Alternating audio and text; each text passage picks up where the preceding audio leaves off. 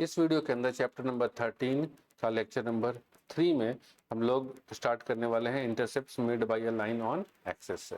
इससे पहले का सारा टॉपिक खत्म हो चुका है, तो इस लेक्चर नंबर 3 में आपका ये चैप्टर फिनिश हो जाएगा। ठीक है, चलिए आइए। Intercepts made by A line on axis, इसका मतलब क्या है? जैसे कि एक लाइन हम लोग ड्रॉ करते हैं। पहले एक लाइन ड्रॉ किया हमने, मान लीजिए यहाँ पर, तो यहाँ देखेंगे क्या कि एक्स एक्सिस पे ये यहाँ कट कर रहा है कहीं पर 6,0 पे, और वाई एक्सिस पर थोड़ा सा इसको और ठीक कर दें, थोड़ा इसको ठीक कर दिया जाए, तो अब यहाँ पर देखेंगे वाई एक्सिस पे ये जो कट कर रहा है 0,5 पे। ठीक है, तो ये जो डिस्टेंस है यहाँ से यहाँ तक का डिस्टेंस, ये जो डिस्टेंस है ये 5 यूनिट है। ठीक, 5 यूनिट है। और ये यहाँ से लेकर के यहाँ तक का जो डिस्टेंस है, दिस डिस्टेंस इज 6 यूनिट। तो इसको, ये जो एक्स एक्सिस वाला जो डिस्टेंस है, इसको हम कहते हैं, इसको हम ए से रिप्रेजेंट करते हैं और इसको कहते हैं एक्स इंटरसेप्ट। क्या कहते हैं? X intercept. कि एक्स एक्सिस पे कितने दूर पे कटा, तो एक्स एक्सिस पे ये 6 पे कटा, तो x intercept is 6। Y axis पे कितने दूर पे कटा, तो वाई एक्सिस पे 5 यूनिट पे कटा, तो वाई इंटरसेप्ट इज 5 यूनिट। इसको बोलेंगे हम वाई इंटरसेप्ट। ठीक है, तो हॉरिजॉन्टल में कितनी दूरी पे कटा वो एक्स, वर्टिकल में कितनी दूरी पे कटा वो वाई इंटरसेप्ट। इसको जो हमारा एक्स इंटरसेप्ट है, इसको हम ए से रिप्रेजेंट करते हैं और वाई इंटरसेप्ट को हम लोग जनरली बी से रिप्रेजेंट करते हैं। क्लियर हो गया? चलिए आइए एक क्वेश्चन को देखते हैं। तो एक बार फिर से पहले थोड़ा सा एक शॉर्ट में बता दिया जाए, ब्रीफ में। जैसे कि ये एक्सिस बन गया हमारा, ये एक लाइन हो गया। क्लियर है? तो ये यहाँ से यहाँ तक का डिस्टेंस, इसको बोलेंगे ये एक्स इंटरसेप्ट है, इसको बोलेंगे ए लेंथ। ये जो है वाई इंटरसेप्ट है, इसको बोलेंगे बी लेंथ। क्लियर हो? चलिए आइए।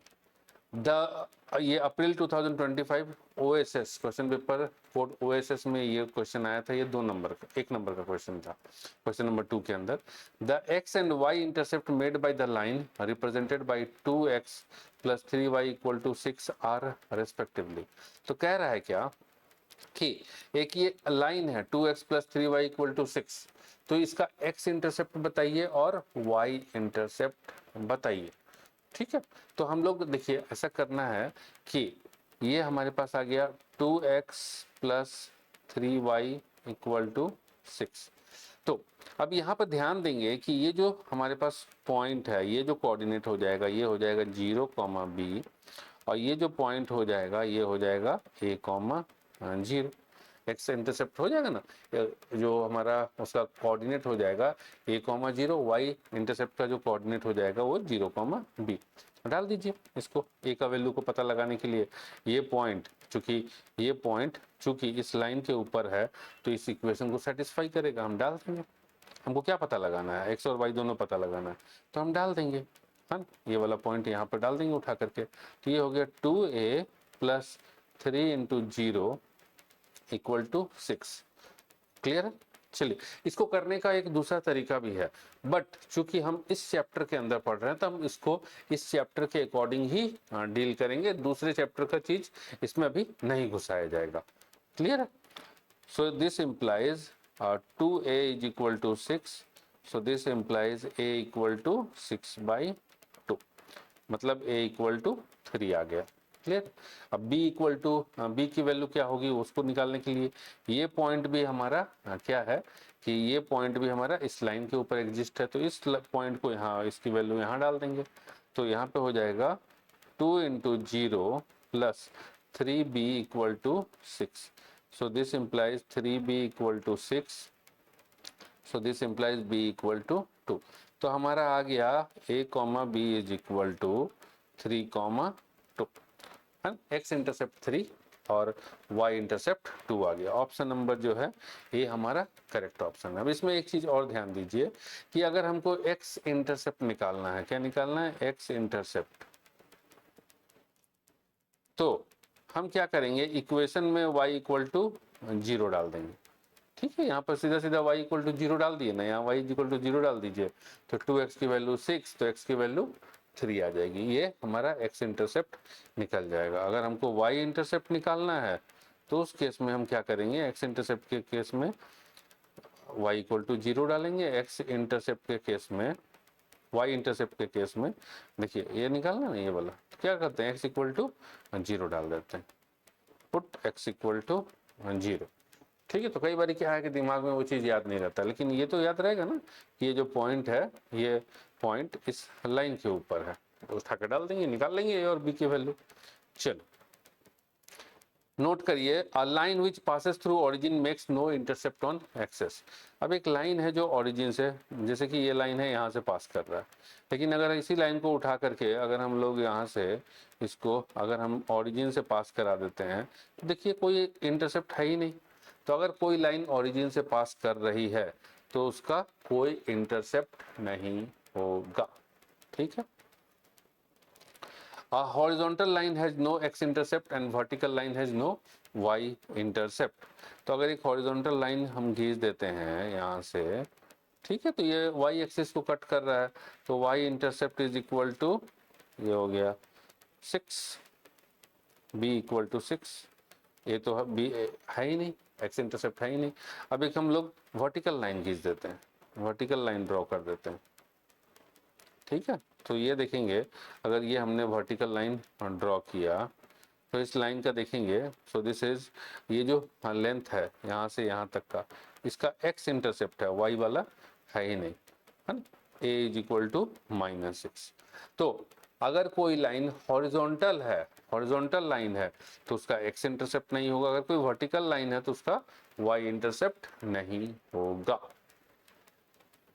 चलिए, the intercept on x-axis and y-axis are usually denoted by a and b respectively, but if only y-intercept is considered then it is usually denoted by c।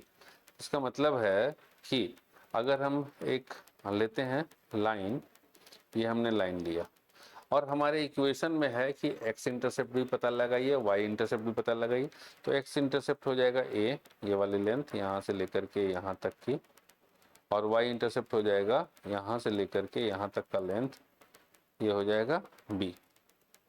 ठीक, लेकिन अगर x के बारे में कोई जिक्र ही नहीं है, खाली y इंटरसेप्ट के बारे में बात चल रही है, ठीक है, इसके बारे में कोई जिक्र नहीं है, तो इसको हम b से ना रिप्रेजेंट करके हम c से रिप्रेजेंट करते हैं। क्लियर हो गया?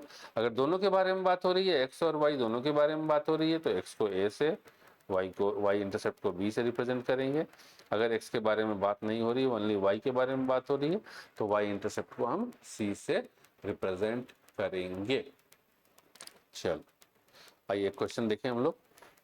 अब अक्टूबर 2025 क्वेश्चन पेपर कोड MAY, ये 4 मार्क्स का क्वेश्चन था, तो 4 मार्क्स के अंदर ट्रू और फॉल्स है, तो एक एक नंबर के 4 थे, है ना, 4 मार्क्स का एक क्वेश्चन नहीं है, एक एक नंबर के 4। आइए question number 26, write true for correct statement and false for incorrect statement बताना है हमको। A part, if a point P on the x-axis is equidistant from 2 points A 5,4 and B -2,3, then the coordinate of P are 2,0। तो हमारे पास एक x axis है, ठीक है जी, ये x एक्सिस है। अब एक पॉइंट है A 5,4, यहाँ पर मान लीजिए A 5,4, दूसरा पॉइंट है B -2,3, ठीक, दूसरा पॉइंट है यहाँ पर B -2,3। अब कह रहा है क्या कि x एक्सिस से, ठीक है, ये जो पॉइंट है, if point on the P on the x axis is equidistant, तो एक पॉइंट P है, ये पॉइंट P है, तो यहाँ से इसका डिस्टेंस और यहाँ से इसका डिस्टेंस इक्वल है, ये जो दोनों डिस्टेंस है means PA equal to PB है। तब P का जो कोऑर्डिनेट होगा कह रहा है कि 2,0 होगा। बताइए क्या ये सही है? तो हम सीधा सीधा निकाल लेंगे भैया, तो PA square is equal to PB square हो जाएगा। इट मीन्स कि 3 - 0 का होल स्क्वायर, डिस्टेंस फॉर्मूला लगा लीजिए ना, PA स्क्वायर निकालिए, PB स्क्वायर निकालिए, ठीक। PA क्या हो जाएगा वही वाला अपना फॉर्मूला निकालेंगे, x2 माइनस x1 का whole square plus y2 minus y1 का होल स्क्वायर। अगर इसका स्क्वायर करेंगे तो ये इसका भी स्क्वायर हो जाएगा, तो स्क्वायर और रूट कट जाएगा, तो सीधा सीधा देखिए कट गया, इसको हटा देते हैं, ये भी हट गया। ठीक है, तो ये आ गया x1 माइनस x2 का whole square plus y1 minus y2 का y2 माइनस y1 का होल स्क्वायर। ठीक है, तो यहाँ से आ गया, इसका जो लेंथ निकालेंगे इसका स्क्वायर करेंगे, सो 3 माइनस 0 का होल स्क्वायर प्लस -2 का होल स्क्वायर,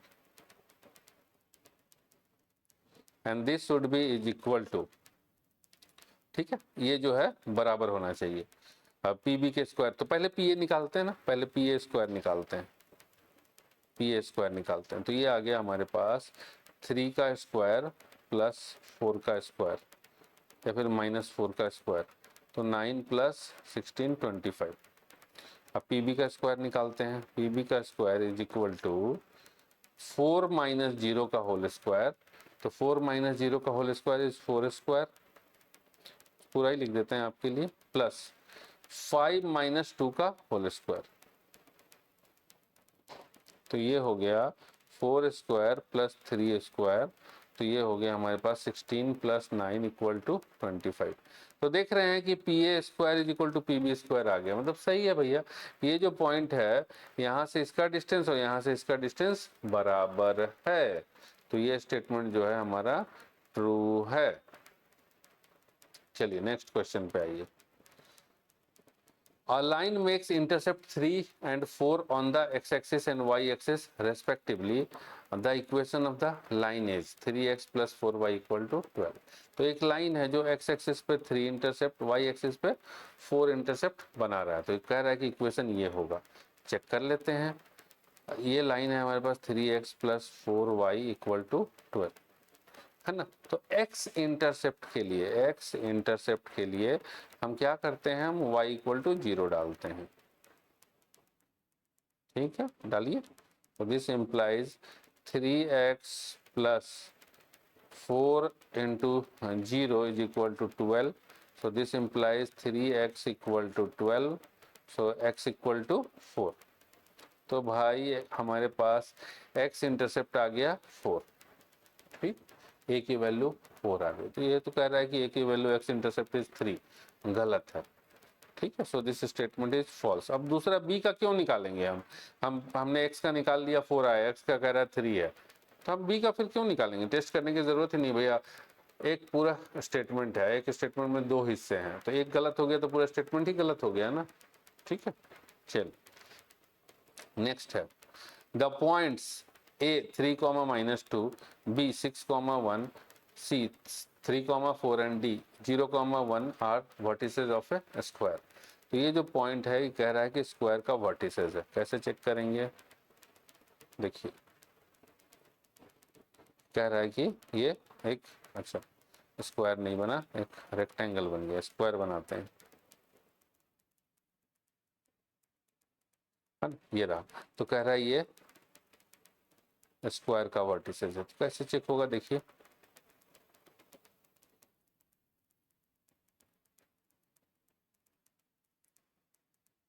हम क्या करेंगे, हमें निकालना है, हमें प्रूफ करना है, यहाँ पर पहले निकालना है, प्रूफ नहीं करना है। A B is equal to B C is equal to C D is equal to A D, पहले तो ये निकाल लेना है हम लोगों को। ठीक है, और नेक्स्ट निकालेंगे हम A C is equal to B D. Clear, चलिए हाँ देखें, तो यहाँ से यहाँ तक का A B is equal to क्या हो गया, ए बी का स्क्वायर निकाल लेते हैं ना, तो ये सब स्क्वायर हम लोग प्रूफ देख लेंगे, स्क्वायर इजी रहेगा, अंडर रूट क्यों निकालें। क्लियर, चल, तो ए बी का A B square is equal to -2 -1, तो -3 का होल स्क्वायर मतलब 9 प्लस, चलिए और गलत हो गया मुझसे, सॉरी, तो पहले x वाले को लेते हैं फिर y वाले को लेंगे, तो 3 माइनस 6, 3 माइनस 6 हो गया -3, तो -3 का स्क्वायर हो गया 9 और प्लस -2 -1, -3 का स्क्वायर 9, ये हो गया 18। ठीक है, वही फॉर्मूला लगा रहे हैं ना, x2 माइनस x1 का whole square plus y2 minus y1 का होल स्क्वायर। चलिए अब निकालेंगे बी सी स्क्वायर, तो बी सी स्क्वायर क्या हो जाएगा, ये रहा 6 माइनस 3 का होल स्क्वायर, तो ये हो गया 9, 3 बचेगा 9, और 1 माइनस 4, तो माइनस 3 का होल स्क्वायर 9, तो 9 प्लस 9 ये भी हमारा 18 आ गया। सी डी निकालिए, सी डी का स्क्वायर, तो ये हो जाएगा हमारे पास 3 माइनस 0 3, तो 3 का स्क्वायर 9, और 4 माइनस 1 3, तो 3 का स्क्वायर 9, तो ये भी हमारा 9 प्लस 9 18 आ गया। फिर डी ए का स्क्वायर, तो ये हो गया हमारे पास 0 माइनस 3, तो माइनस 3 का स्क्वायर 9, और 1 माइनस माइनस 2, तो 1 प्लस 2 3, 3 का स्क्वायर 9, तो 9 प्लस 9 18। ये तो ठीक है, ऊपर वाला कंडीशन सेटिस्फाइड। अब सेकंड वाला चीज चेक करना है, A C square is equal to B D square है कि नहीं है। तो यहाँ पर हाँ हमारे पास आ गया ए सी का होल स्क्वायर, तो ये हो गया 3 माइनस 3 0, तो 0 का स्क्वायर 0, और माइनस 2 माइनस 4, तो माइनस 6 का स्क्वायर, तो माइनस 6 का स्क्वायर हो गया 36 डी बी स्क्वायर।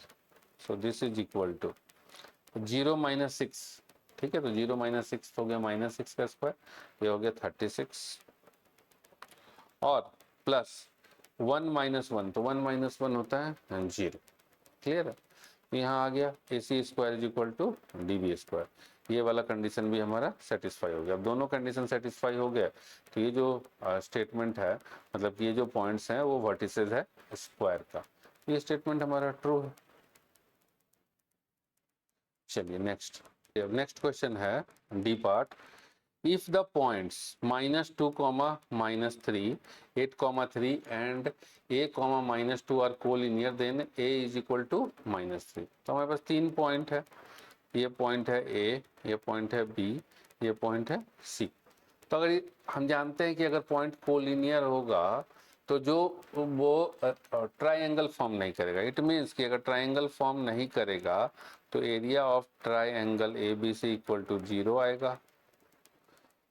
तो ट्राइंगल का एरिया क्या होता है, अगर हम इसको x1, y1 मान लें, इसको x2, y2 मान लें, और इसको x3, y3 मान लें, ठीक है, तो area of triangle equal to 0। So this implies half into x1, formula लिख देते हैं पहले, y2 minus y3 plus x2 y3 minus y1 plus x3 y1 minus y2 equal to 0।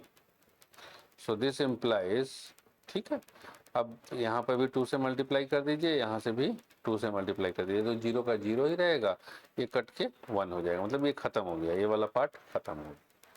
Clear. सो बचा क्या x1, ये हो गया -3 इंटू y2 है 3 माइनस y3 है -2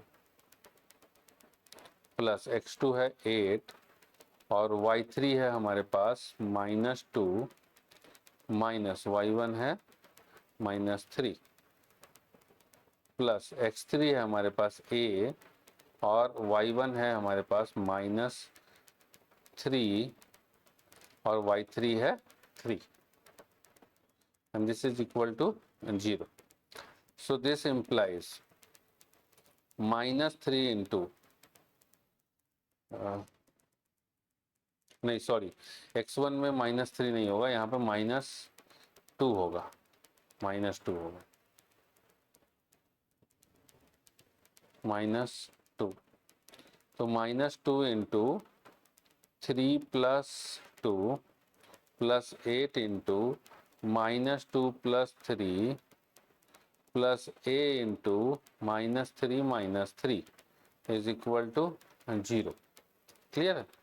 सो this implies -10 plus 8 -6a is equal to 0. So this implies -2 plus -2 minus 6a equal to 0. तो यहाँ से आ गया 6a equal to -2. So this implies a equal to -1/3 और यहाँ दे रखा है a equal to -3, तो गलत है, फॉल्स दे रखा है, तो दिस स्टेटमेंट इज फॉल्स। चलिए एंगल बिटवीन टू लाइंस, तो चलिए दो लाइन ड्रॉ करते हैं हम लोग।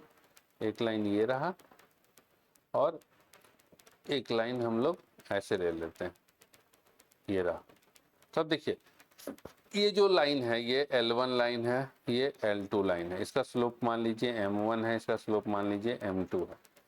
ये एंगल है हमारा थीटा, दो लाइन के बीच में हाँ दो एंगल होंगे, एक हो गया ये थीटा और ये मान लीजिए आपका अल्फा, ठीक है।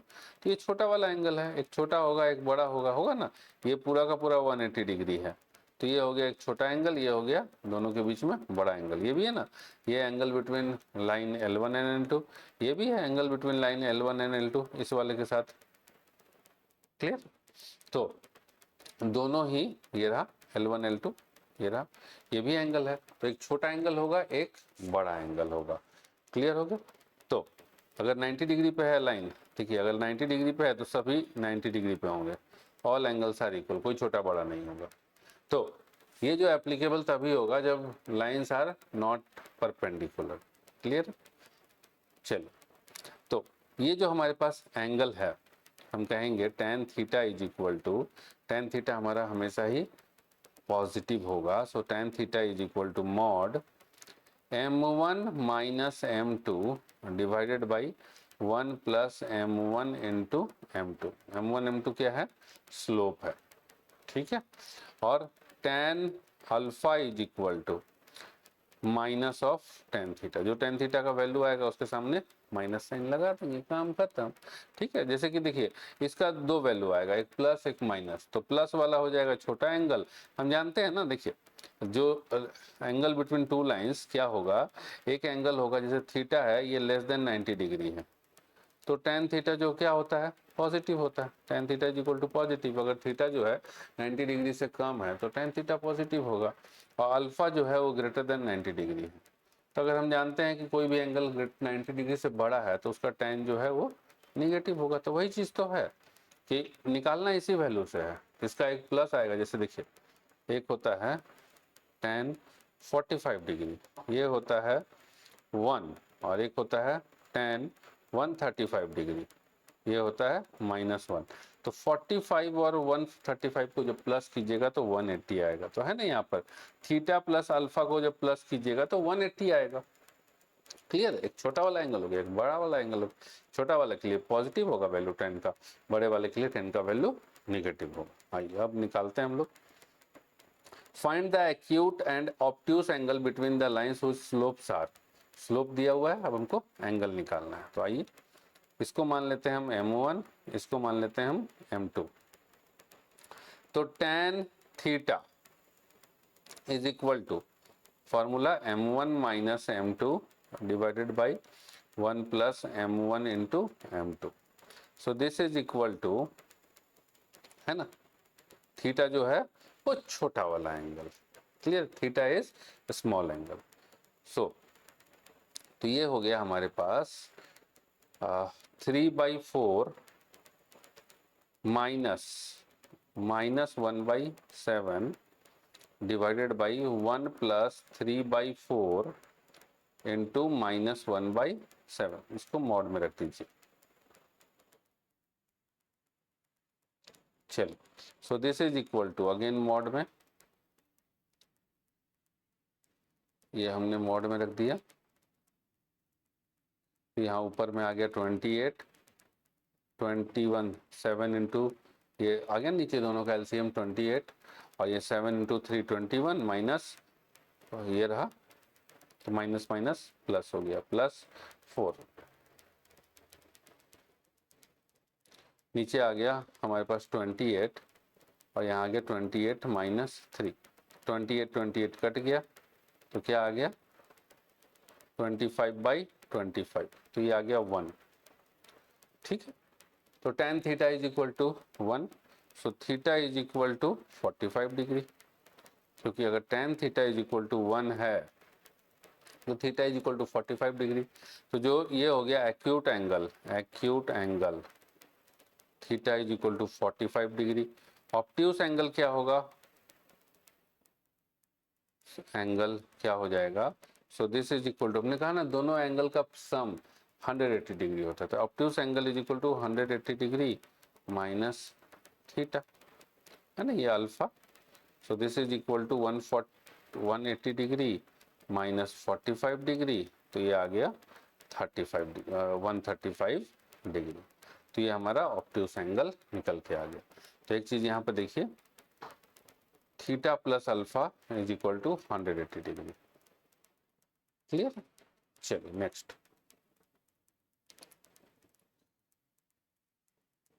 find the angle between the x-axis and the line joining the points 5,4 and 6,3। तो हमें तो क्या चाहिए, एंगल निकालने के लिए दो लाइन के बीच का एंगल। एक लाइन हो गया एक्स एक्सिस, तो इसका जो स्लोप हो जाएगा m1 इक्वल टू 0, दूसरा लाइन ये है तो हम निकालेंगे m2। तो m2 is equal to y2 minus y1 divided by x2 minus x1। तो ये हो गया 4 minus 3 divided by 5 minus 6। Clear है? तो ये हो गया 1 by minus 1, so this is minus 1। तो एक आ गया हमारे पास ये find the angle between x axis and the line joining this point. तो अब ये हमारे पास आ गया कि ये हमारा m1 आ गया, ये हमारा m2 आ गया, है ना। तो m2, सो अब एक चीज ध्यान में रखिए कि ये जो क्वेश्चन होता है कभी कभी कंफ्यूज करने के लिए दे दिया जाता है कि भाई अगर कोई लाइन है, इसका स्लोप है -1, तो tan theta is equal to -1, so this implies theta is equal to 135 degree होगा। तो लाइन कुछ इस तरीके का होगा, ठीक है। तो ये निकालते हैं स्लोप हम यही एक्स एक्सिस से ही तो निकालते हैं। कौन सा अलग निकालते हैं? एक्स एक्सिस से ही तो निकालते हैं। तो अब मत लगाने लग जाना फॉर्मूला कि tan, ये मान लीजिए कि दिस एंगल इज अल्फा, या कुछ भी एंगल हो, दिस एंगल इज अल्फा, इन दोनों के बीच का ना निकालना है ना, एक ये रहा एक्स एक्सिस और इस लाइन के बीच का एंगल निकालना है। तो भाई वही तो हम निकालते हैं, स्लोप वही तो होता है कि इस दोनों के बीच का एंगल का tan, वही तो स्लोप होता है ना। तो tan थीटा ये यही तो निकाले हुए है ना, tan theta is equal to -1, theta is equal to 135 degree आ गया। इस फॉर्मूला को लगाने की जरूरत नहीं है, m1 माइनस m2 और 1 प्लस m1 m2 लगा भी दोगे तब भी सेम आंसर आएगा। क्लियर? लेकिन अब इस ये वाला फॉर्मूला लगा दोगे तो फिर तुम्हारे साथ क्या दिक्कत हो जाएगी, ये छोटा वाला एंगल निकालोगे, है ना, ये छोटा वाला एंगल निकलेगा। यहाँ क्या पूछा है, हाँ अब देखिए यहाँ पर ये छोटा वाला एंगल ही पूछा है, बड़ा वाला एंगल नहीं पूछा है, क्योंकि ये क्वेश्चन नंबर 32 है, ये 2 मार्क्स का क्वेश्चन है ना। छोटा वाला एंगल ही पूछा है। तो ये बड़ा एंगल हो गया 35, ये हो गया ना, ये x axis tan theta is equal to ये रहा, है ना, ये निकाले ना, ये थीटा है, तो tan theta is equal to -1, ठीक है। So theta is equal to 135 degree. अब दोनों के बीच का एंगल जो है, अब हमको छोटा वाला निकालना है, तो छोटा वाला जो है ये एंगल है। तो अगर ये 135 है तो छोटा वाला कितना हो जाएगा, दिस मच, ये जो एंगल हो जाएगा इसको मान लीजिए omega. So omega is equal to 180 degree minus 135 degree, so ये 45 डिग्री हो जाएगा। क्लियर? सो यहाँ कुछ नहीं लिखा है कि positive direction of x axis, negative direction of x axis, कुछ नहीं लिखा है, ध्यान दीजिएगा। एंगल निकालने बोला है, तो जब भी एंगल निकालने बोलेगा हमें छोटा वाला एंगल निकालना होता है। जैसे कि एक ये लाइन है, एक ये लाइन, अभी एक्स एक्सिस को भूल जाइए, अब ऐसे समझिए ये लाइन है, ये लाइन है, ये एंगल छोटा है, ये एंगल बड़ा है, हम छोटा वाला निकालेंगे, काम खत्म। चलिए, if the angle between two lines is π/4, तो दो लाइन के बीच का एंगल दिया हुआ है π/4, ठीक है। And slope of one line is 1/2, find the slope of other line. तो हमारे पास m1 दिया हुआ है और ये अल्फा की वैल्यू या फिर थीटा की वैल्यू दी गई है। So tan theta is equal to, हमको बोल रहा है m2 का पता लगाइए। हम जानते हैं m1 minus m2 divided by 1 plus m1 into m2 होता है, ठीक है। तो ये हो जाएगा tan π/4 is equal to 1/2 minus m2 divided by 1 plus 1/2 into m2। Clear. So tan pi by 4 होता है 1, तो 1 is equal to 1/2 minus m2 divided by 1 plus 1/2 m2। So this implies, अब इसको पूरा का पूरा इधर उठा के लिखे आइए। सो ये हो जाएगा हमारे पास 1 plus m2/2 is equal to 1/2 minus m2। ठीक है। सो दिस इम्प्लाइज, अब m2 वाले टर्म को एक तरफ कीजिए, नंबर को एक तरफ कीजिए, तो m2/2 plus m2 is equal to 1/2 minus 1। So m2 plus 2m2 divide by 2 is equal to 1 minus 2/2, 2 काट दीजिए। So this implies 3m2 is equal to minus 1, तो this implies m2 is equal to -1/3। तो दूसरे line का slope हमको मिल गया -1/3। Clear हो गया। तो इसी तरीके से आपको निकालना है। चलिए, ये क्वेश्चन जो है अक्टूबर 2025 में आया था, अक्टूबर 2025, क्वेश्चन पेपर कोड है MAY में 2 नंबर का है, और ये क्वेश्चन नंबर 31 के और पार्ट में होता है। कई बार क्या होता है, क्वेश्चन का किसी किसी क्वेश्चन में दिया रहता है कि भैया ये वाला कर लीजिए, नहीं तो ये वाला कर लीजिए और कर लीजिए। ठीक है, रहता है पेपर में 4-5 क्वेश्चन तो ऐसे रहते ही जिसमें और पार्ट रहता है। Find the acute angle between the x axis. अब यहाँ साफ साफ लिख दिया है कि एक्यूट एंगल निकालना है। इससे पहले देखे थे ना एक्स एक्सिस और लाइन के बीच में, तो यहाँ पे एक्यूट एंगल छोटा वाला निकालना है between x axis and the line joining the points 6, -2 and 8, -4। तो सीधा सीधा अभी हम क्या निकालेंगे, ये जो हो गया इसका स्लोप हो गया m1 इक्वल टू 0, और जो इसका स्लोप हो गया m2 इज इक्वल टू -2 माइनस ऑफ -4 y2 minus y1 divide by x2 minus x1, 6 minus 8, ये हो गया -2 प्लस 4 डिवाइडेड बाई -2, ये हो गया 2/-2, तो -1। ठीक, आ गया। अब एक चीज यहाँ पर ध्यान देंगे हम कि tan theta is equal to क्या होता है, m1 माइनस m2। वैसे हम डायरेक्ट भी बता सकते हैं, हम लोग डायरेक्ट भी निकाल सकते हैं कि कितना आ गया, -1 आ गया, है ना। तो ये जो लाइन है कि tan theta is equal to X axis ही तो है, तो ये -1, ये इस तरीके से हो गया, दिस इज 135 डिग्री, -1 का मतलब, तो एक्यूट क्या हो जाएगा, ये 45 डिग्री, डायरेक्ट। लेकिन देखिए फॉर्मूला से काम करना है, क्योंकि 2 नंबर का क्वेश्चन है, डायरेक्ट नहीं लिख सकते, MCQ थोड़े है। तो tan theta is equal to, ये निकाल तो रहे थे ना, tan theta is equal to m2 minus m1, 1 plus m1 into m2। So this is equal to mod में m2 की वैल्यू कितनी है, m1 की वैल्यू है 0, m2 की वैल्यू है -1।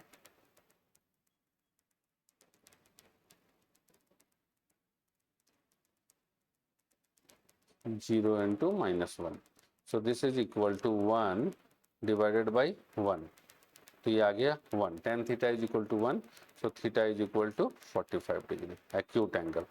ठीक है, ऑब्ट्यूज निकालना होगा तो कैसे निकालेंगे, अल्फा इज इक्वल टू, अगर दिया रहेगा ऑब्ट्यूज बताइए तो कैसे करेंगे, alpha is equal to 180 degree minus theta, तो ये आ जाएगा 180 degree minus 45 degree is equal to 135 degree. चलिए नेक्स्ट क्वेश्चन देखिए, शिफ्टिंग ऑफ ऑरिजिन। भैया ऑरिजिन को शिफ्ट कर दें हम, जैसे कि ये एक्स वाई एक्सिस है ना, ये एक्स वाई एक्सिस है, ये हमारा ऑरिजिन है 0,0। अब क्या है कि नया हम एक्स वाई एक्सिस को उठा करके हम यहाँ ले गए, ये 2,3 पे ले आए उठा करके, ठीक है, अलग जगह ले गए ऑरिजिन को, तो शिफ्ट हो गया ऑरिजिन। एक तो ये काम कर सकते हैं कि उठा करके दूसरी जगह ले जाएं, दूसरा काम कर सकते हैं क्या कि इस तरीके से था हमारे पास ऑरिजिन, इस तरीके से था एक्स वाई एक्सिस, ऐसा हमने उसको घुमा दिया, ऐसा रोटेट कर दिया, इसको ऐसा और रोटेट कर दिया, रोटेट भी कर सकते हैं। और दूसरा क्या है कि दोनों काम कर देंगे, मतलब घुमा भी दिए और आगे भी पीछे भी कर दिए, मतलब रोटेट भी कर दिए और ट्रांसलेट भी कर दिए, है ना। जैसे कि इसको यहाँ से, अभी ये देखिए, इसको हमने पहले रोटेट कर दिया, अब इसको उठा करके यहाँ रख दी, दोनों काम हो गया। तो ट्रांसलेशन ऑफ एक्सेस मतलब यहाँ से यहाँ भगा दिए, आगे पीछे ऊपर नीचे दाएं बाएं कर दिए। रोटेशन ऑफ एक्सेस तो चुपचाप यहाँ पर ऐसे लेटा ऐसा था, इसको हमने घुमा दिया। दूसरा है translation and rotation of axes, तो भैया इसको पहले जो है यहाँ से यहाँ लेकर के आए और उसके बाद इसको घुमा करके यहाँ पे ऐसा कर दिए, तो ट्रांसलेशन एंड रोटेशन। लेकिन आपके सिलेबस में केवल ये वाला चीज़ है ट्रांसलेशन ऑफ एक्सेस, उसी को पढ़ना है हमको। आइए ट्रांसलेशन ऑफ एक्सिस हम लोग देखें। तो मान लेते हैं कि ये हमारा एक्चुअल एक्स वाई एक्सिस था, अब इसको हम लोग ऑरिजिन को यहाँ शिफ्ट कर दिए। तो नया हमारा एक्स डैश और वाई डैश एक्सिस बन गया, ठीक है। इसका ऑरिजिन यहाँ पर है, कितने पे है, ये आ गया हमारे पास 4,5 पे, नया origin, new origin is at 4,5। तो यहाँ पर अगर हम कोई भी एक पॉइंट ले लेते हैं, ठीक है, ध्यान में रखिए, अगर हम कोई भी एक पॉइंट ले लेते हैं, जैसे मान लीजिए कि ये वाला पॉइंट हमने ले लिया, क्लियर, ये पॉइंट हमने ले लिया। तो ये जो पॉइंट है ना, ये जो पॉइंट है, अगर हम x से यहाँ से देखें, इस वाले एक्सिस से देखें, तो ये पॉइंट का जो x कोऑर्डिनेट है वो 8 है। तो ये यहाँ से लेकर के यहाँ तक है, ये 8 है, ठीक है, x इज इक्वल टू 8 है। और अगर हम यहाँ से देखें, इससे देखें, तो ये जो है यहाँ से लेकर के यहाँ तक ये 4 यूनिट है, 4 यूनिट है ना, ठीक है। ये हो जाएगा ना, ये 4,5 अभी 0,0 हो जाएगा, ऑरिजिन हो गया। तो यहाँ से यहाँ तक का डिस्टेंस 4 यूनिट है, क्लियर। क्यों, क्योंकि 4 यूनिट यहाँ से यहाँ तक का डिस्टेंस है, 4 यूनिट x में बढ़ गया, तो x dash is equal to 4। तो अभी हम देखेंगे क्या कि x इज equal to x dash plus 4, जितना हमने बढ़ाया है ऑरिजिन को, जितना हमने शिफ्ट किया है उतना आया, ठीक है। उसी तरीके से अगर हम इसका y देखें, तो ओरिजिनल वाले का y देखेंगे तो ये रहा 8, y इज इक्वल टू 8। अब यहाँ से इसका y देखेंगे तो ये y यहाँ से बस 3 यूनिट है, y dash is equal to 3। तो हम कह सकते हैं कि y is equal to y dash plus 5, जितना ओरिजिन शिफ्ट किए थे उतना हम उसमें ऊपर ले गए थे ना 5, तो 5 प्लस करेंगे इसके साथ, ठीक है। तो इसी तरीके से हमारा जो है फॉर्मूला चेंज हो जाएगा। तो अगर हम ओरिजिन को h कॉमा, देखिए अगर हम ओरिजिन को h कॉमा के शिफ्ट करते हैं, है ना, h कॉमा के शिफ्ट करते हैं, शिफ्ट 0 0 से h कॉमा के शिफ्ट करते हैं, तो जो हमारा x डैश हो जाएगा वो क्या हो जाएगा, यहीं से निकालेंगे हम लोग, यहाँ से x डैश निकालेंगे। So this is x dash is equal to x minus 4 and y dash is equal to y minus 5। तो ये तो 4 और 5 लिए तब ना, अगर h और k लेंगे तो ये हो जाता y dash is equal to y minus k और x dash is equal to x minus h। ये हो जाएगा x dash is equal to x minus h, y dash is equal to y minus k। Clear है, उतना minus करेंगे ना भाई, इतना आगे से इतना आगे घसका दिए हैं, तो अब इसको थोड़ी है कि यहाँ से यहाँ तक का जो डिस्टेंस होगा वो ये 4 यूनिट ही तो होगा यहाँ से, ठीक है, इतना माइनस करेंगे ना। ये 8 था तो इतना यहाँ पर हमने माइनस कर दिया, 8 में से हमने 4 माइनस कर दिया इसमें, तो ये हमको मिल गया। चलिए आइए क्वेश्चन देखिए। When the origin is shifted to -3, 2 by translation of axis, find the coordinates of the point 1, 2 with respect to new axis। तो ये हो गया हमारे पास x y वाला एक्सिस से। तो x डैश से क्या हो जाएगा, तो x डैश से हो जाएगा हमारा x माइनस, ठीक है, h होता है, अगर h कॉमा के भगाते हैं हम लोग, शिफ्ट करते हैं, तो x dash is equal to x minus h होता है, y dash is equal to y minus k होता है। तो x डैश हो जाएगा x माइनस h, तो x की वैल्यू है -3, और नहीं, x की वैल्यू -3 नहीं है, ये हो गया x, यहाँ पर देखिए, यहाँ पर दिया है h कॉमा k, कितना शिफ्ट हुआ, h comma k is equal to -3, 2, है ना। तो इस पॉइंट का हमको कोऑर्डिनेट निकालना है, ठीक है। तो x कॉमा y दिया हुआ है, दिस इज 1, 2, तो हमको निकालना है x डैश y डैश।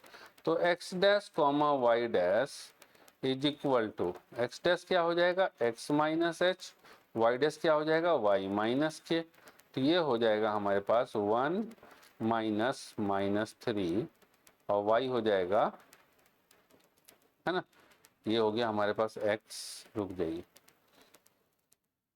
हाँ इसको ले लेते हैं 1 माइनस माइनस 3 कॉमा, ठीक है, y कितना है, y है 2 माइनस 2।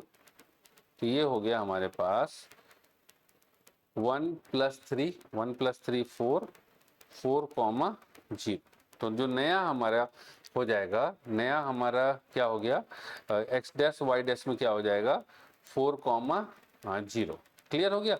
तो इसी तरीके से आपको निकालना है कि भैया जब ओरिजिन शिफ्ट हो जाएगा तो हमको उसके अकॉर्डिंग निकालना है ना। जैसे ये ओरिजिन था यहाँ पर, तो इस ओरिजिन को उठा करके कहाँ कर दिया, फिर से एक बार देख लीजिए, ये कर दिया -3, 2 पे। तो -3 ये रहा, (2) ये रहा, यहाँ कर दिया ओरिजिन को। अब जो पॉइंट है हमारा, वो जो पॉइंट है वो क्या है 1,2। ले लीजिए पॉइंट 1,2 ओरिजिनल वाला। तो 1,2 ये रहा पॉइंट, ये पॉइंट, इस पॉइंट का डिस्टेंस निकालना है हमको इस वाले एक्सिस से, ठीक है। तो इसका ओरिजिन यहाँ रहा, तो यहाँ से कितना डिस्टेंस पे आएगा, देखिए 1 2 3 4।